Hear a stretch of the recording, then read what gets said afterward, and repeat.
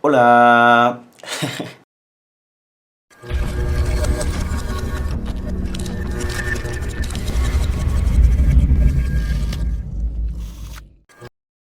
Bienvenidos a Mates de Papel.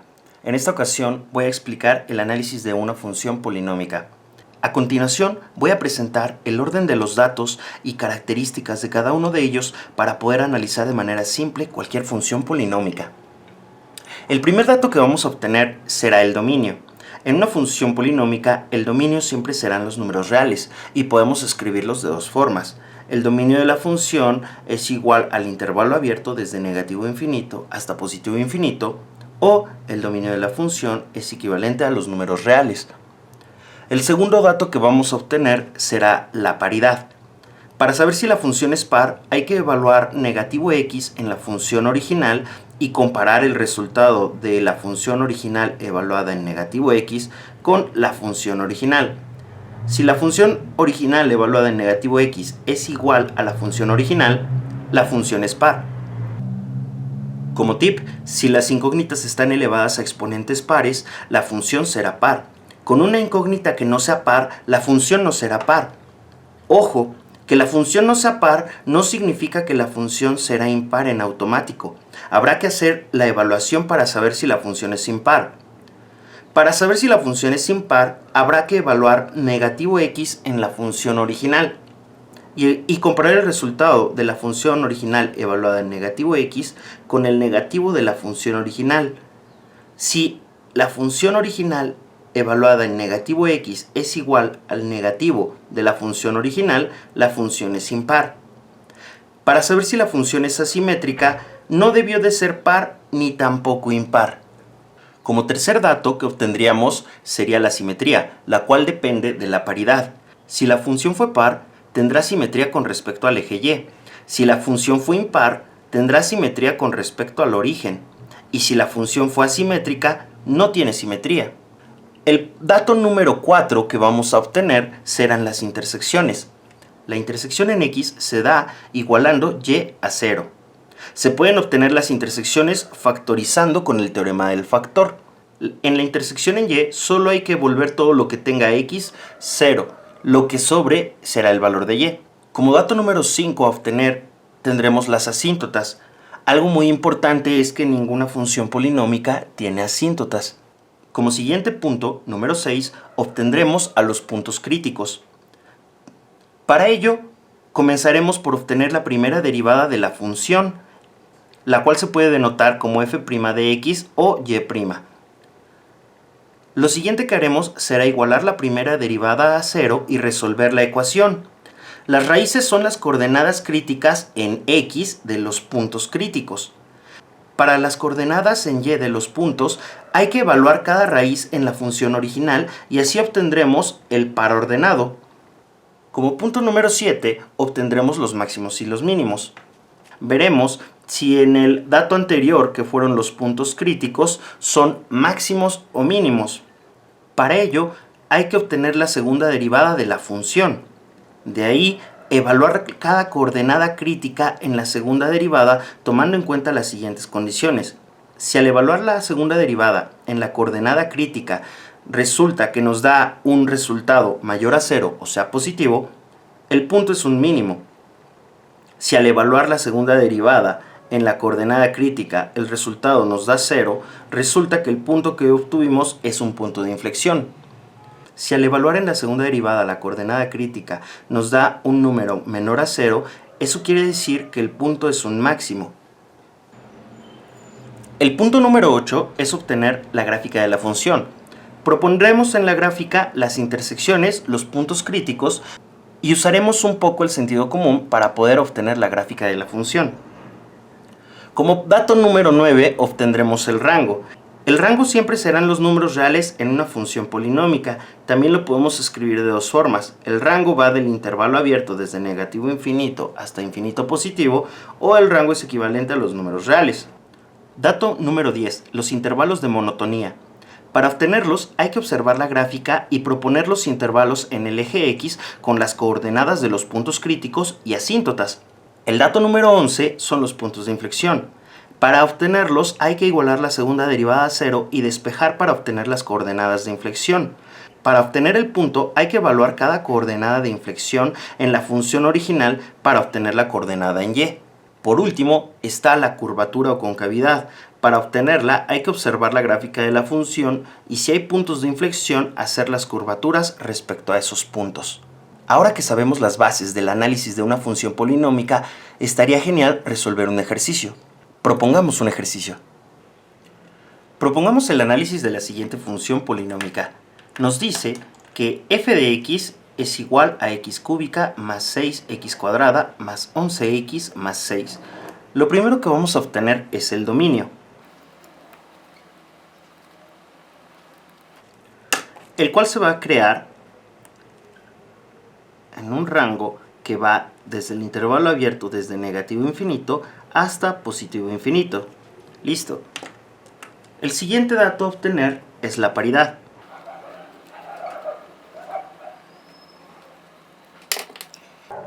En la paridad es muy fácil saber si una función es par si tenemos puros exponentes pares en las incógnitas. Lo que podemos notar aquí es que esta x está elevada a un exponente impar y esta otra x está también elevada a otro exponente impar.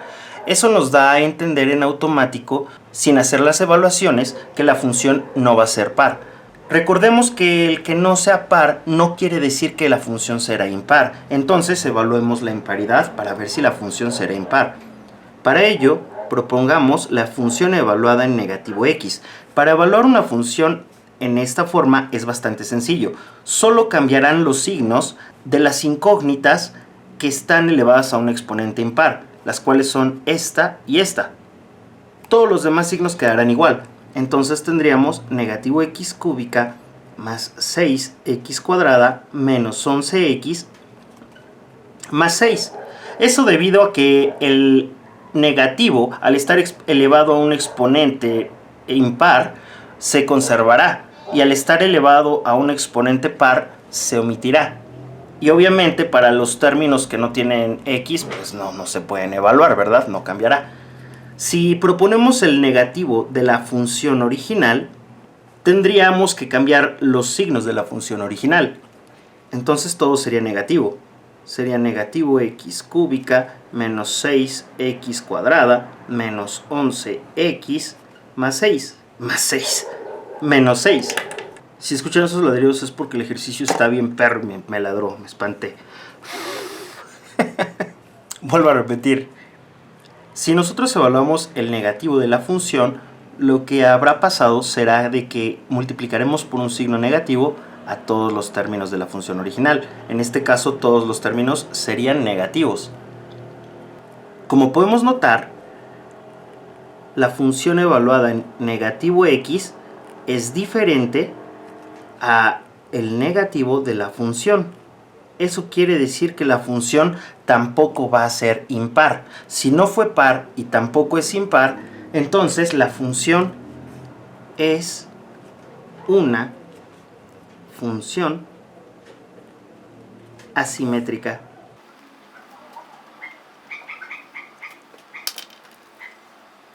Continuaremos con el inciso número 3, que sería la simetría.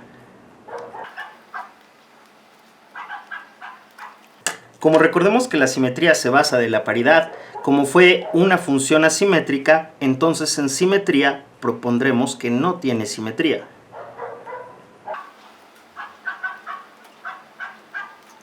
Como dato número 4, obtendremos las intersecciones. Por estar hablando de un plano coordenado, sabemos que esas intersecciones son dos. La intersección en x, que significa que y es igual a 0, entonces tendríamos una ecuación de la siguiente forma: x cúbica más 6x cuadrada más 11x más 6 igualado a 0. Como es una función cúbica, usaremos el teorema del factor para poder obtener las raíces. Yo voy a proponer una división sintética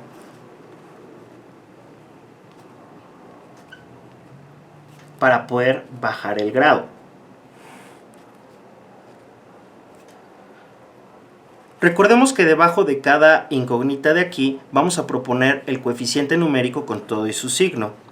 Aquí sería 1, aquí sería 6, aquí sería 11 y aquí sería 6. Para poder proponer el factor que hay aquí, habrá que descomponer este número 6 en sus factores, las cuales son entre 2 daría 3, entre 3 daría 1 y 1. Voy a empezar con el más pequeño. Ahora, hay algo interesante. Como noto que aquí todos los términos son positivos, sería algo ilógico que pusiera a este término positivo. La razón es que porque pues no se cancelará. Y hay que cancelar, ese es el objetivo. Entonces, cambiaré a negativo 1. Recordemos que para resolver una división sintética, se baja el primer término y se hará esta multiplicación. 1 por negativo 1 dará negativo 1 y se hará la suma o la resta que se obtenga aquí. En este caso obtuve una resta por los signos distintos. 6 menos 1 daría 5.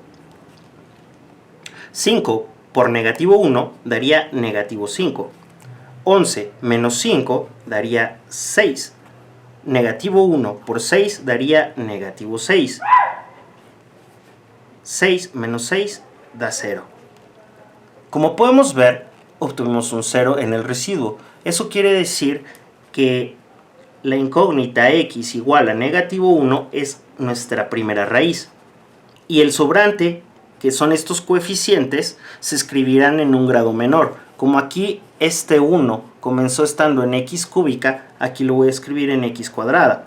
Como este 5 es positivo por el signo que tiene, comenzó en x, voy a poner más 5x. Perdón, comenzó en x cuadrada. Por eso voy a poner x. Y este x, si le bajo un grado, será x a la 0. Por lo tanto, x a la 0 da 1 y 6 por 1 da 6. Esto sería más 6. Como podemos ver, tenemos aquí un trinomio. Recordando que el ejercicio es factorizable, entonces podríamos resolverlo factorizando. Pero ¿qué nos aseguraría que sí se pueda resolver factorizando o no? Eso sería genial porque abarcaría ya todo en general. El discriminante. El discriminante, recordemos que es la parte de la raíz de la fórmula general, la cual es b cuadrada menos 4 que multiplica a que multiplica a c. Entonces, si evaluamos este discriminante con esos datos, notamos que 5 es b al cuadrado es 25, menos 4 por a vale 1, pues 4 por nada 4, y por c, por 6. Omito el 1 porque pues da lo mismo. Si yo hago este resultado, 6 por 4 da 24 negativo. 25 menos 24 da raíz de 1. Y la raíz de 1 simplemente es 1. Como tengo el número 1, que fue un número entero, esto quiere decir que el ejercicio efectivamente es factorizable. Lo acabamos de confirmar. Entonces, para resolver este tipo de trinomio, recordemos que se abrirán dos paréntesis. Se pondrá la incógnita de en medio, en el inicio de cada paréntesis, y el signo del primer binomio será la multiplicación del signo del primer término por el segundo. Más por más da más. El signo del segundo binomio será la multiplicación del signo del segundo término por el signo del tercer término. Más por más también da más. Lo que haremos será ahora este 6 descomponerlo en dos factores, los cuales sumados me den el término de en medio con todo y su signo, o sea positivo 5, y multiplicados me den 6. Esto en una operación de suma o resta. La operación me la van a decir los signos que tenga aquí. Si son iguales, como aquí, será una suma. Si son diferentes, será una resta. Entonces, como aquí son iguales, la ventaja de que sean iguales es que puedo proponer ambos factores en el lugar que yo quiera y dará lo mismo. Los factores que yo noto que tengo para el 6 serían 3 por 2. Y 3 más 2 da 5. Entonces esos serían 3 y 2. Recuerden que esto está igualado a 0. no se nos vaya a olvidar. Estamos resolviendo una ecuación. Debido a esto, por el teorema del factor, nosotros debemos deducir qué término de estos dos fue el que sería responsable de que esto diera 0. Para ello, hay que igualar cada uno a 0 para saber dónde está su indeterminación. Notamos que aquí tenemos x igual a negativo 3 y x igual a negativo 2. Con estos datos ya podemos obtener las intersecciones en el eje X, pues son estos.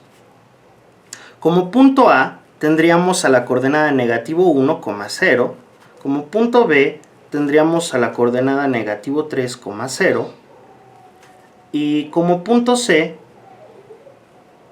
tendríamos a la coordenada negativo 2, 0. Hay algo muy interesante. Si ustedes quisieran haber propuesto como punto A alguno de estos otros dos y así con el B y con el C, la realidad es que eso no importa, solo es el nombre del punto.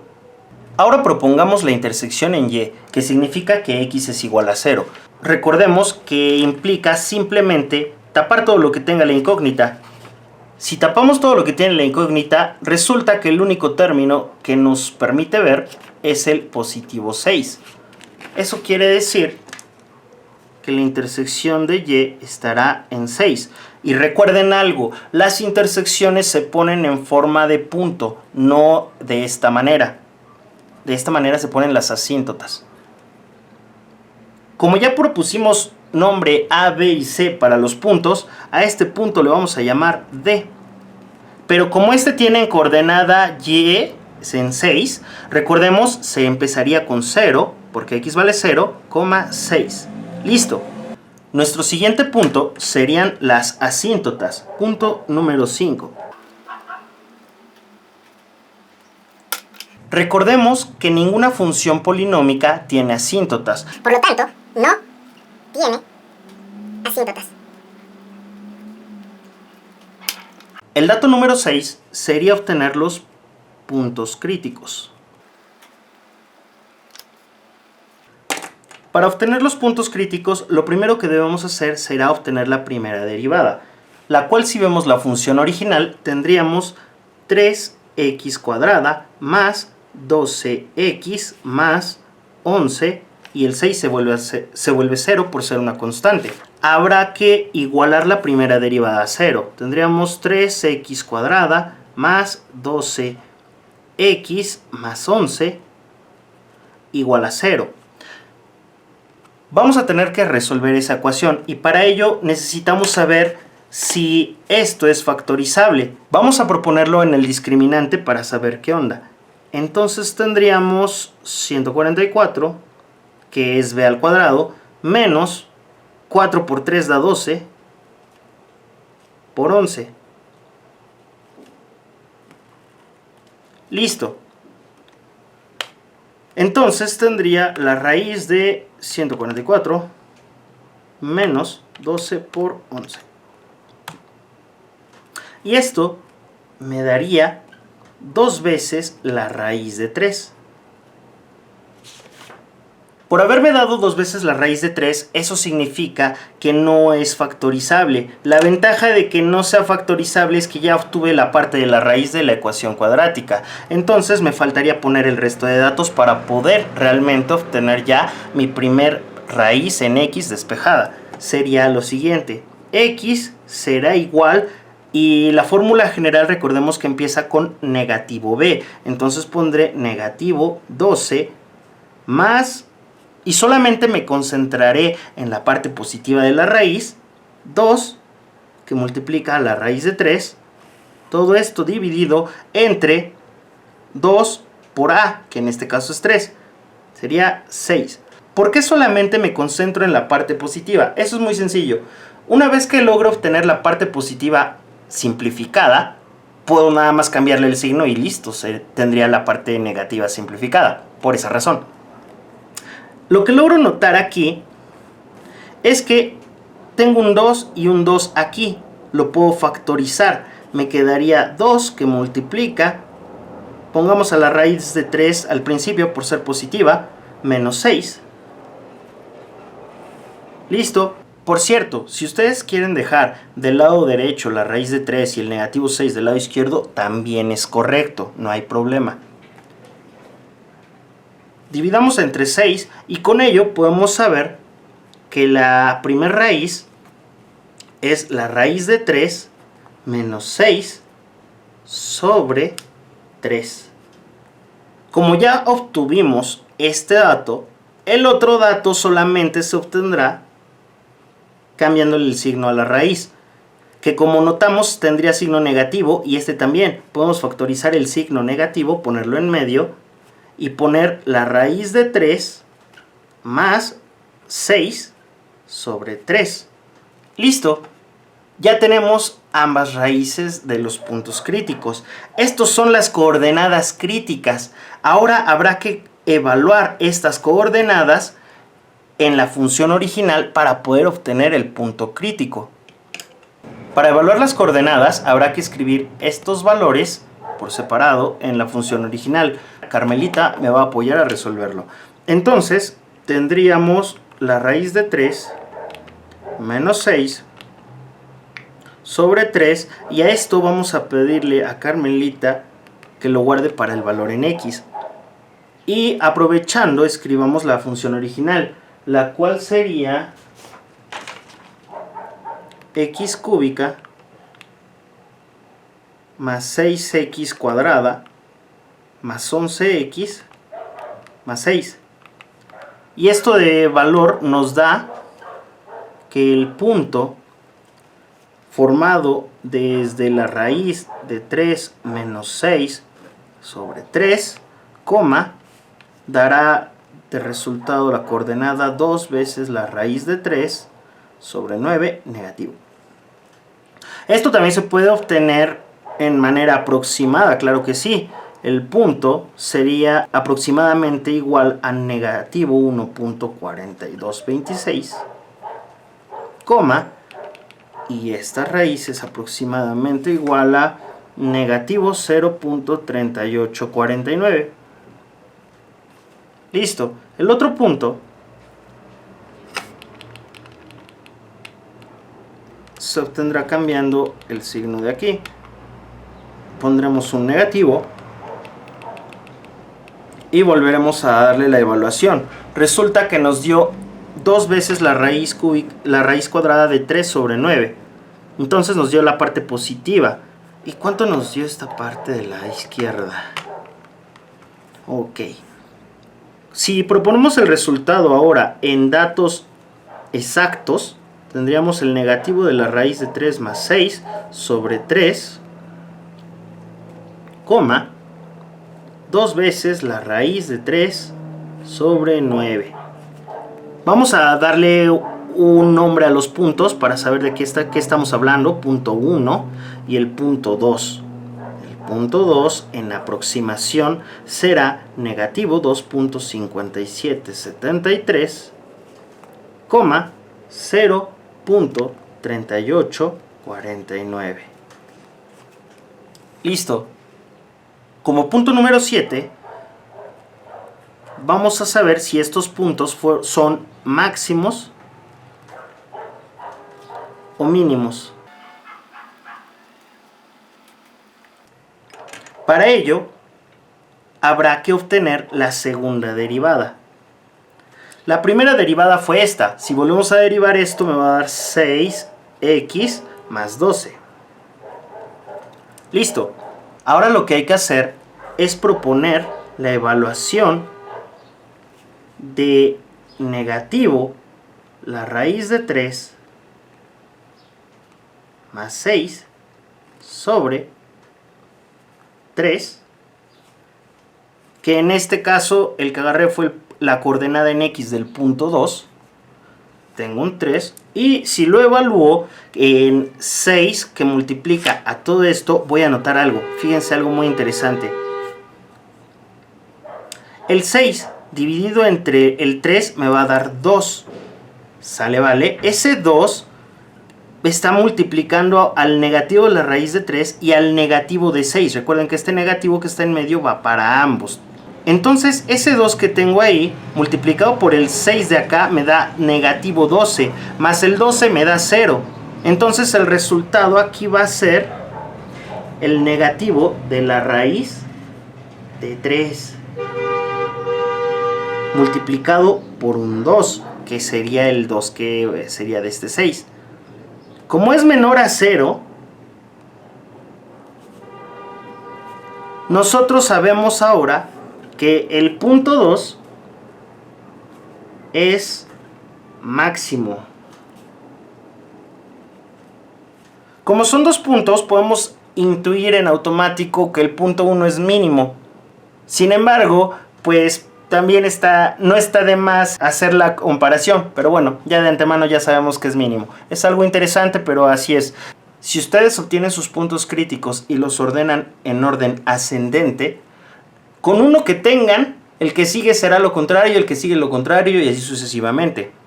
Como este es máximo y solamente tengo 2 puntos, el otro es mínimo. Para proponer esto, vamos a evaluar la segunda derivada, pero ahora con la raíz de 3 menos 6 sobre 3.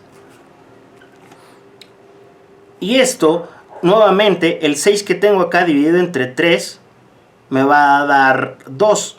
2 por la raíz de 3 me va a dar 2 raíz de 3. Y nuevamente el 2 por el negativo 6 va a dar negativo 12. Con el 12 se cancelará. Entonces esto me daría solo 2 raíz de 3, que es mayor a 0. Eso me indica que el punto 1 es mínimo. Una vez comprobado que el punto 2 efectivamente fue un mínimo, como lo comentamos al momento de decirlo a simple vista, vamos a proponer el punto número 8. En el punto número 8 vendrá la gráfica de la función. Para no tardarme mucho tiempo haciendo la gráfica de la función, ya está plasmado aquí. Recordemos que en cuanto a datos necesitamos tener las intersecciones y los puntos críticos, los cuales los he propuesto cada uno de un color, donde notamos que el punto A está aquí y está de color rosita, el punto B está aquí y es de color azul, el punto C está aquí y es de color rojo, el punto D está aquí y es de color azul, el punto 1, como vemos, sí fue un mínimo y está aquí, y el punto 2, como notamos también, fue un máximo y está aquí. Para poder hacer la gráfica podemos basarnos de los puntos críticos. Ejemplo, yo sé que el punto 2 fue un máximo. Como fue un máximo, el sentido común me dice que no va a haber algo más arriba. Entonces, a los lados lo tengo que graficar hacia abajo. ¿Y hacia dónde lo voy a dirigir? Fácil, hacia el punto B y hacia el punto C. Entonces, desde aquí voy para allá. Pongo un pico de flecha. El pico de flecha nos indica que va indefinidamente hacia abajo. Después de aquí, hago lo mismo con el otro, tras, y lo dirijo al punto 1.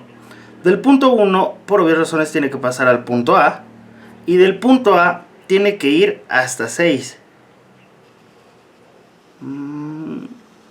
Ahí está, ¿no que no? Y como podemos ver, esta sería la gráfica de la función. Vamos a corroborar con Carmelita a ver si es la gráfica de la función. Para ello lo que voy a hacer es proponer la función y la voy a copiar con control, más bien con shift y apretando la tecla de espacio, control C, la copio, le doy en esta tecla, me llevará a gráfico, le doy en tabular, ya me apareció, y simplemente le doy control V y le doy enter. Me ha mostrado una gráfica. Como podemos ver, miren, aquí tendría esta forma, tras, va de acá y se va hacia arriba. La voy a acercar un poco más a la pantalla. Y como podemos ver, está bastante chiquito el espacio que hay entre los puntos críticos P2 y P1. Listo, nos ha quedado genial. Pasemos al siguiente punto. Como punto número 9 tendríamos el rango. Recordemos que el rango también está en el intervalo de los números reales. Listo. El punto número 10 son los intervalos de monotonía.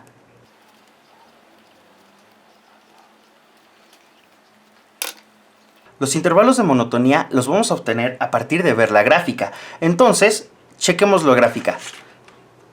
La monotonía en una función significa predecir los lugares en los que la función está creciendo o decreciendo.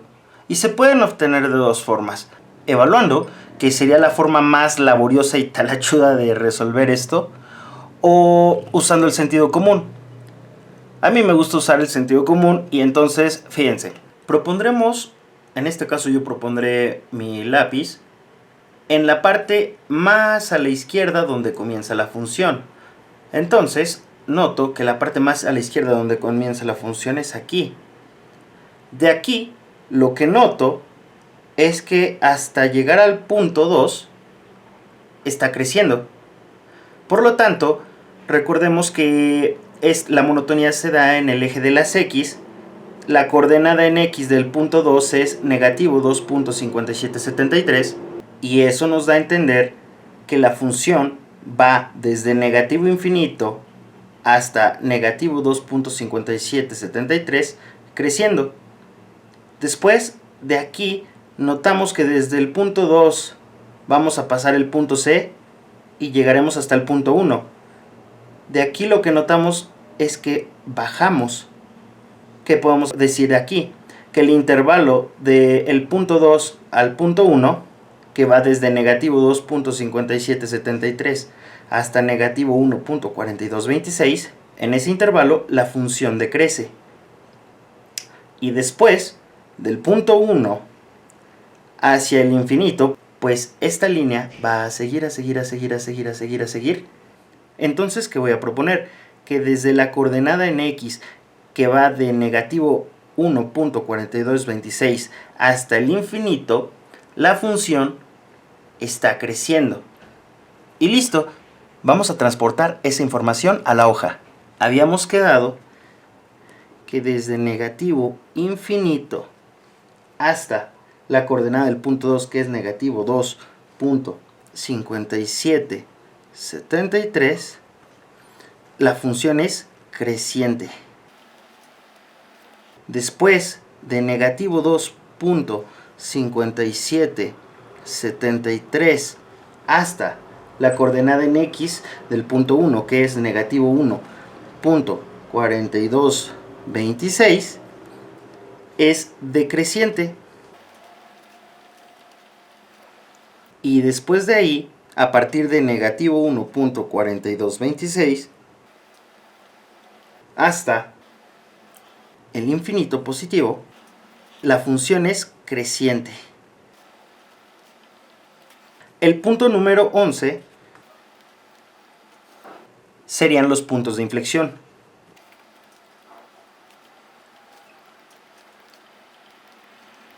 Para los puntos de inflexión habrá que igualar la segunda derivada a 0. Recordemos que la segunda derivada es 6x más 12 y entonces igualada a 0 nos quedaría despejada como x igual a negativo 12 sextos, lo que es equivalente a negativo 2. Con lo cual sabemos que negativo 2 es la coordenada en X del punto de inflexión. También cabe recordar que el punto C va de negativo 2,0. Entonces, si la coordenada aquí es negativo 2, ya sabemos que va a dar 0. Resulta que el punto de inflexión es el punto C. Entonces, el punto de inflexión será negativo 2,0. Como último dato, tendríamos la curvatura o concavidad.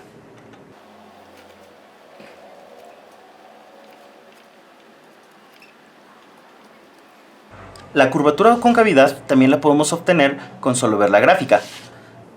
Notemos lo siguiente. Desde negativo infinito hasta aquí, porque C fue el punto de inflexión, notamos que tiene forma cóncava. La forma cóncava es forma de tipo N, si ustedes quieren. Y de aquí hasta allá, notamos que tiene forma convexa. También la concavidad se da en intervalos en el eje X. Entonces vendría siendo cóncava desde el intervalo de negativo infinito hasta negativo 2 y convexa desde negativo 2 hasta el infinito. Recuerden, en el eje X. Propongamos esos datos en la hoja. Quedando entonces que desde negativo infinito hasta negativo 2 es cóncava y desde negativo 2 hasta infinito es convexa. ¡Listo! Espero que les haya gustado el análisis de la función y les sea de mucha utilidad. ¡Saludos!